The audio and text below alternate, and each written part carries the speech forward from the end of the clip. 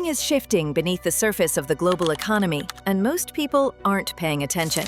China is quietly collecting gold, not for show or luxury, but for leverage. Every month, without fanfare, Beijing adds more to its reserves through the People's Bank of China, slowly, deliberately, avoiding sudden moves that would alert the markets.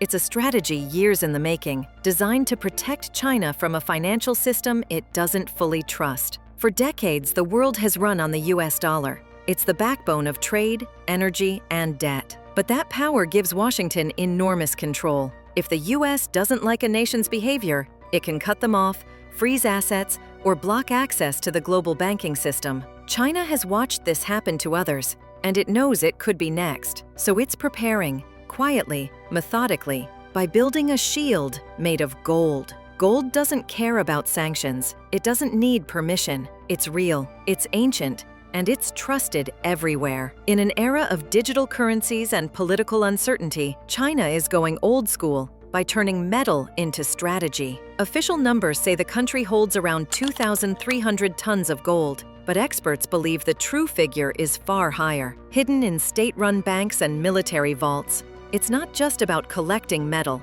it's about building a new foundation for financial independence. Every bar they add reduces their dependence on the dollar and increases confidence in the yuan. And they're not acting alone. Across Asia, the Middle East, and Africa, other nations are following the same path. Central banks are buying record amounts of gold while slowly moving away from the US-led financial order. They call it de-dollarization, but it's really a quiet rebellion, a shift of trust from paper to metal. China's also building the infrastructure around it. They've created huge refining networks, new pricing systems, and a trading hub in Shanghai that rivals London and New York. They're not just stacking gold, they're starting to control how it's traded and who sets the price. This is the long game, not a sudden coup, but a slow redrawing of global power. And the more the West ignores it, the faster it grows. Because for all the talk about digital finance and markets, the truth is simple.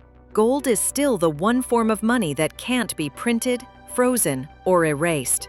And in a world where nations are losing faith in promises and credit ratings, that means more than ever. China's gold strategy is about preparing for a future where the dollar no longer dominates, and where trust comes not from the word of a government, but from something you can actually hold in your hand. Every ounce that disappears into a Chinese vault is a quiet signal that the next era of money might look very different from the one we've known. And when that shift finally happens, it won't be loud.